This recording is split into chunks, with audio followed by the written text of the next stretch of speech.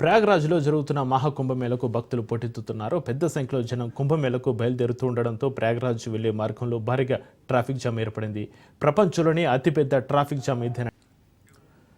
ఇక యూపీ సర్కార్ వైఫల్యం వల్లే కుంభమేళాకు వెళ్తున్న భక్తులు అవస్థలు ఎదుర్కొంటున్నారని సమాజ్వాదీ పార్టీ చీఫ్ అఖిలేష్ యాదవ్ ఆరోపించారు. హైవేపై ట్రాఫిక్ జామ్ వీడియోను షేర్ చేస్తూ దీనికి సీఎం యోగి అసమర్థతే కారణమని మండిపడ్డారు. ట్రాఫిక్ జామ్ను క్లియర్ చేసేందుకు యుద్ధ ప్రాతిపదికన చర్యలు తీసుకోవాలని డిమాండ్ చేశారు. కుంభమేళా నిర్వహణలో యోగి ప్రభుత్వం విఫలమైందనే దానికి ఈ ట్రాఫిక్ జామే కారణమని అఖిలేష్ చెప్పుకొచ్చారు. ప్రతి చోట వాహనదారుల రద్దీ నెలకొనడంతో భక్తులకు ఆహార ధాన్యాలు, కూరగాయలు, ఔషధాలు, పెట్రోల్, డీజిల్ వంటివి అందడం లేదని, ఆహారం, విశ్రాంతి లేక భక్తులు నిరసించిపోతున్నారని ఆవేదన వ్యక్తం చేశారు.